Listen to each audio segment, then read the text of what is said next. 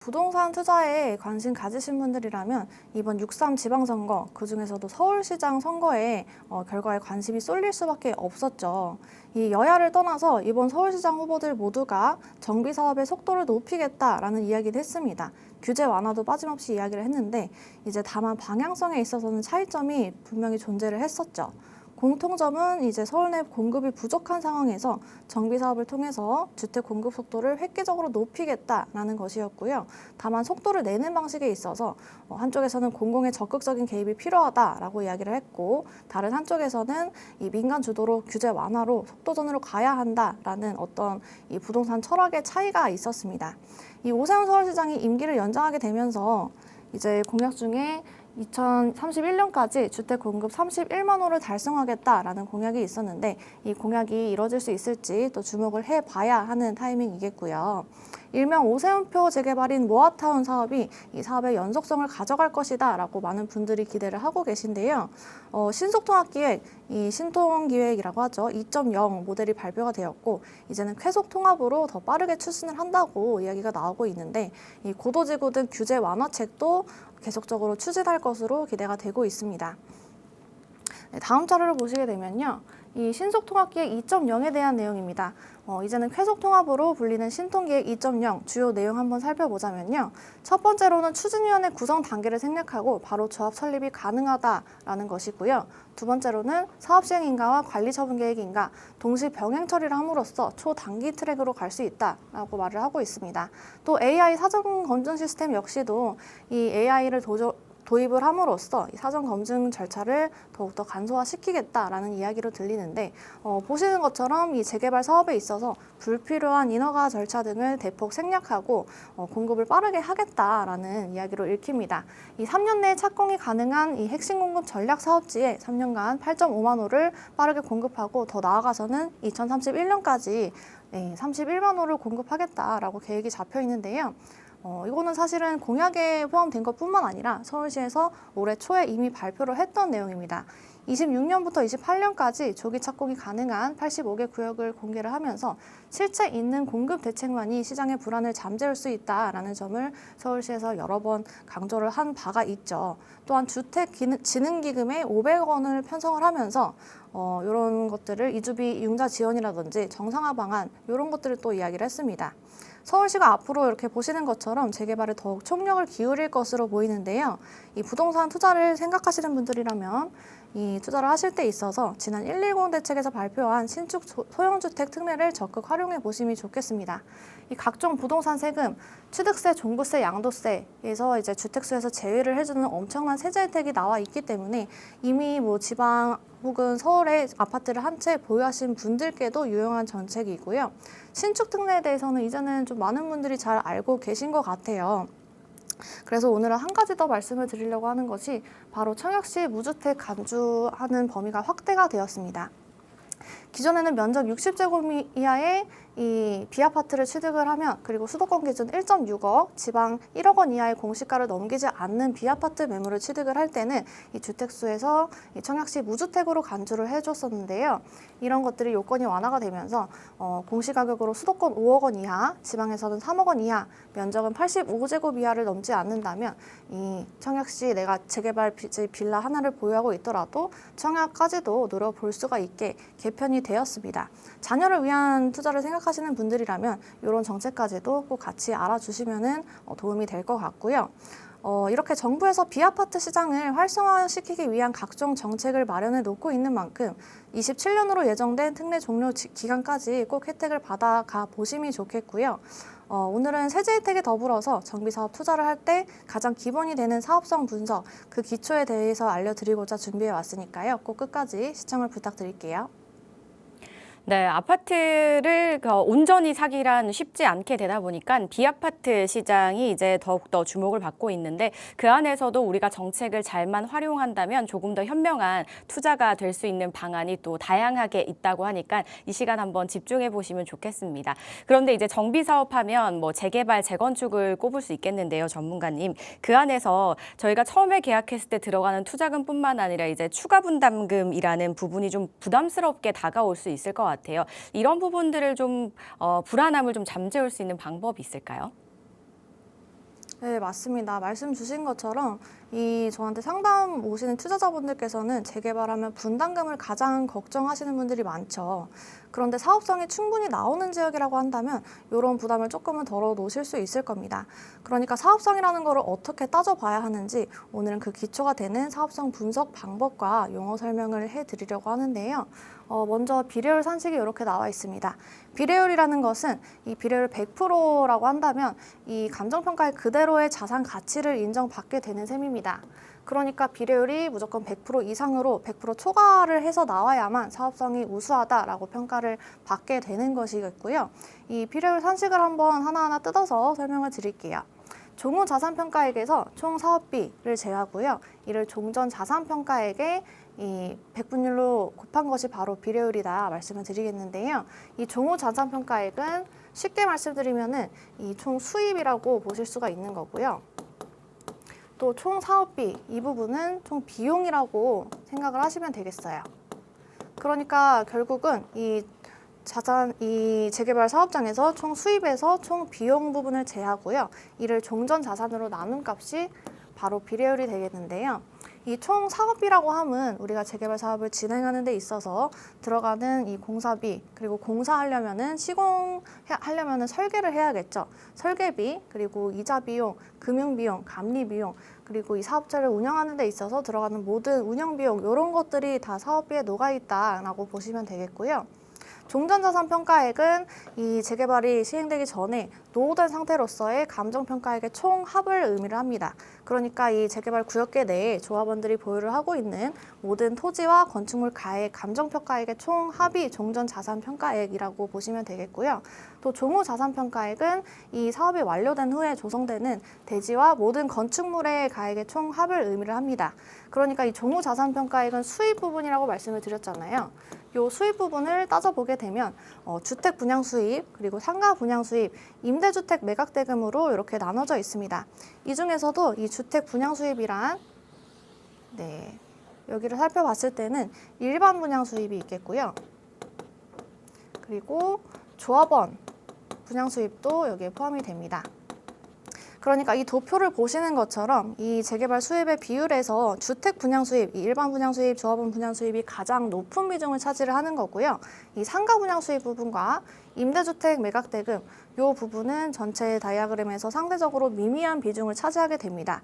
그러니까 재개발의 사업성을 따지려면 결국엔 이 비례율 산식에서 이 분자 부분이 높아져야만 이 비례율이 좋게 나오고 사업성이 좋아진다라고 보실 수가 있는데 이 보시는 것처럼 일반 분양을 많이 하면 할수록 이 재개발의 사업성이 좋아진다라는 그런 것이 알려져 있잖아요. 그런 말이 결코 틀린 것이 아니고요.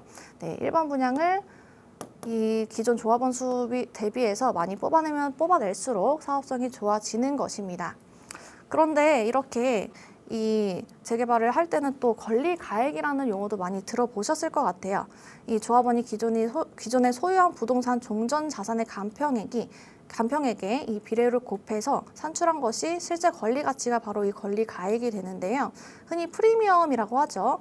재개발 피라고 표현하는 것들이 바로 이 권리가액에서 비롯이 됩니다. 한번 예시를 들어서 설명을 해드릴 텐데요. 이 재개발지 내에 매매가액 15억 원의 빌라 매물이 있다라고 한번 가정을 해보겠습니다. 이 빌라의 감정가액은 4억 원이라고 하고요. 비례율은 120%를 가정을 해보겠습니다. 그렇다면 앞서 말씀드린 것처럼 내 권리가액은 감정가액에서 비례율을 곱한 4억 원에서 120%를 곱한 5억 원이 내 권리가액이 되겠고요.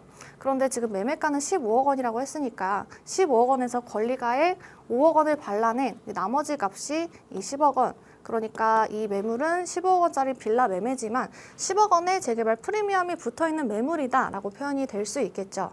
그리고 조합원 분양가 같은 경우에는 초기 사업장에서는 정확히 알 수 없지만 이 사례에서는 9억 원으로 책정돼 있다라고 가정을 해보겠습니다. 그렇다면 내가 입주권을 받기 위해서 추가로 들어가는 조합원 분담금은 이 9억 원에서 권리가액 5억 원을 제외한 4억 원이 조합원 분담금으로 책정이 되게 되겠고요.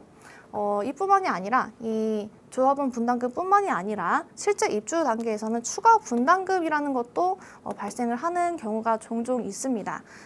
추가 분담금이 발생하는 경우는 공사를 하는 기간이 연장이 된다든지 인건비, 자재비가 상승이 된다든지 여러 가지 이유로 이 추가 분담금이 많게는 수억 원까지도 늘어날 수가 있어요. 그러니까 나는 15억 원짜리 빌라를 매매를 했지만 내가 총 들어가는 투자 금액은 19억 원 그리고 플러스 알파로 그 이상이 된다라는 것입니다.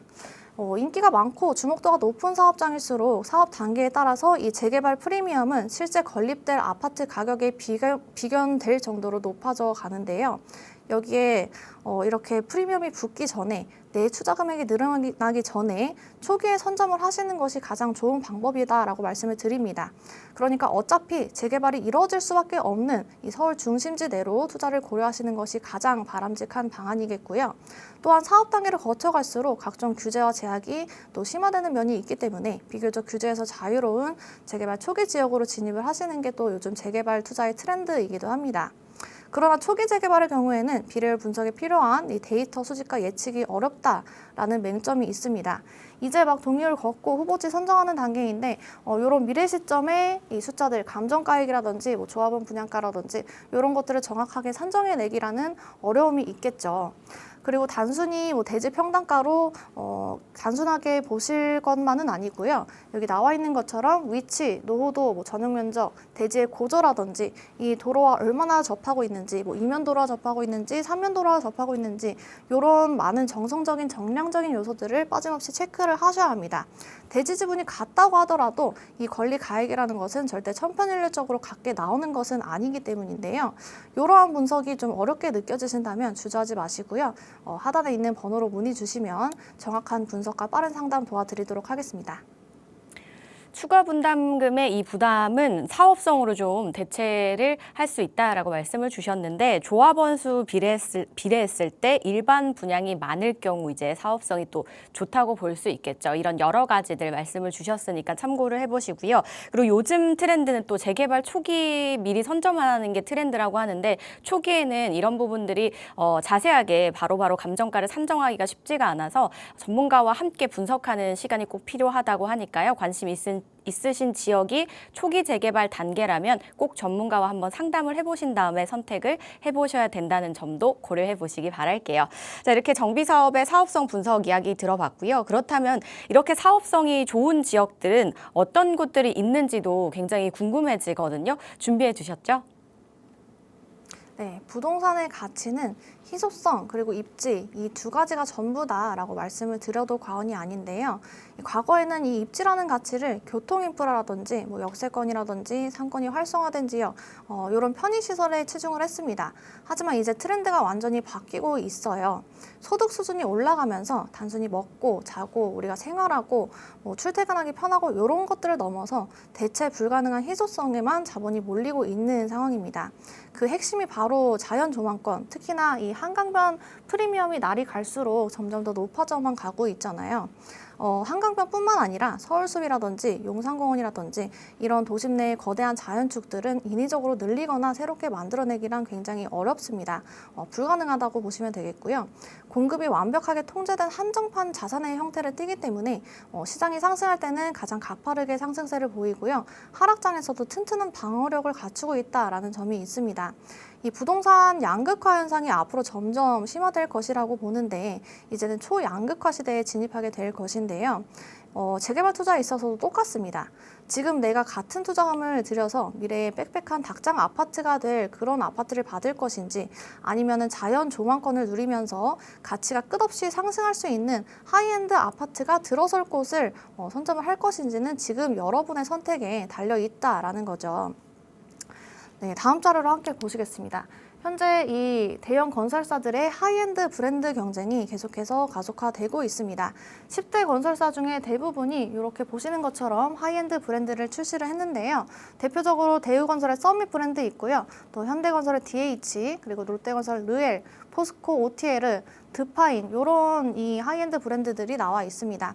이 중에서도 가장 앞서가는 하이엔드 브랜드는 이 DLENC, 이 구 대림 산업이죠. DLENC의 아크로 브랜드인데요. 아크로 이 아파트 단지 중에 가장 대표적인 것은 성동구 서울숲에 있는 아크로 서울 포레스트 단지입니다. 이 성동구의 아서포 단지 2017년에 첫 분양을 했는데 이때 당시만 하더라도 이 평당 6천만 원대의 고분양가 논란에 시달린 바가 있습니다.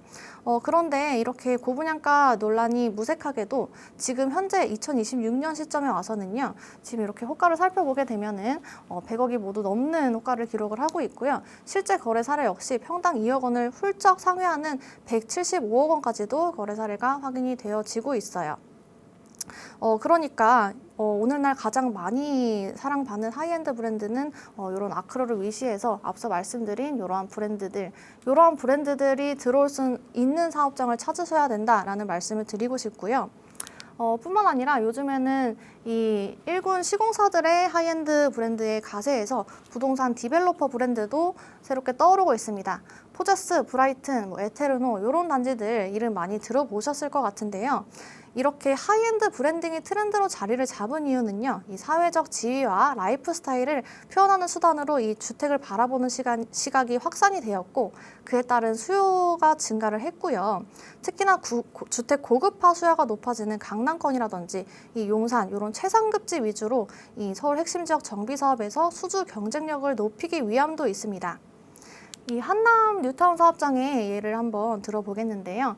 시공사 선정 중인 한남 1구역을 제외하고요. 2구역부터 5구역까지는 모두 빠짐없이 1군 메이저 건설사의 하이엔드 브랜드로 예정이 되어 있습니다. 이 중에서도 가장 입지가 훌륭하다라고 평가를 받는 곳이 바로 한남 5구역인데요. 역시나 하이엔드 브랜드 1위에 아크로가 수주를 하게 되면서 이 아크로 한남이라는 단지명을 확정을 지었습니다. 영구적인 한강뷰 이 한남 5구역이라는 입지에 아크로라는 최상위 브랜드의 값어치가 더해지면서 한남 뉴타운 구역 중에 가장 높은 시세를 보이고 있고요. 다음 자료를 보게 되면 2026년 공시가격 순위를 나타낸 표인데요. 보시는 것처럼 이 1위부터 10위까지를 차지한 이 공동주택은 한 곳도 빠짐없이 모두 다 서울, 그중에서도 이 강남구, 용산구, 성동구, 서초구에 편중되어 있는 현상을 보입니다. 앞서 말씀드린 것처럼 이 서울 최상급지로 점점 수요가 몰리고 양극화 현상 또한 가속화되는 그런 것이다라고 보시면 되겠는데 지금 주담대 한도가 전면 막혀 있죠. 그리고 토지거래 허가 제도라는 강력한 규제까지 남아 있는 상황입니다. 따라서 이런 상급지에 진입할 수 있는 유일한 주거 사다리는 바로 재개발 정비사업 투자임에 많은 분들이 공감을 하고 계신 것 같아요. 이 한정된 자본 내에서 소액 투자를 고려하신다면 재개발 단계가 이미 많이 진척된 중하급지에 투자를 하시기보다는요. 저의 생각으로는 같은 투자금으로 이 초창기 최상급지 한 채에 베팅을 하시는 것이 훨씬 앞서 나가는 전략입니다. 제가 항상 투자자분들께 강조드리는 말씀이 재개발 투자는 관점을 두 가지로 분리해서 보실 필요성이 있는 건데요. 첫 번째는 주거지 정비 측면이고요. 두 번째는 미래 가치 사업 측면입니다. 이 정비로 접근을 하신다면 단순히 구역계를 정비하고 기반 시설을 다듬어서 이 주거 환경을 개선을 이루는 그 이상의 의미를 갖기는 어렵고요. 하지만 재개발을 사업으로서 접근을 하신다면 이 단순히 입주권을 받기 위한 거래가 아니라요. 미래의 가치가 수십조 원으로 팽창할 사업체에 내가 주주로서 내가 자본을 베팅하는 것, 철저하게 수익을 극대화하는 이 투자자로서 바라보게 되시는 겁니다. 이렇게 사업으로서의 재개발 투자에는 당연히 앞으로의 미래 가치가 가장 뛰어난 곳으로 진입을 하셔야만 하겠죠. 그런 곳이 어디냐에 대한 이야기는 저희 대면 상담 그리고 2부에 이어서 계속 설명드리는 것으로 하고요.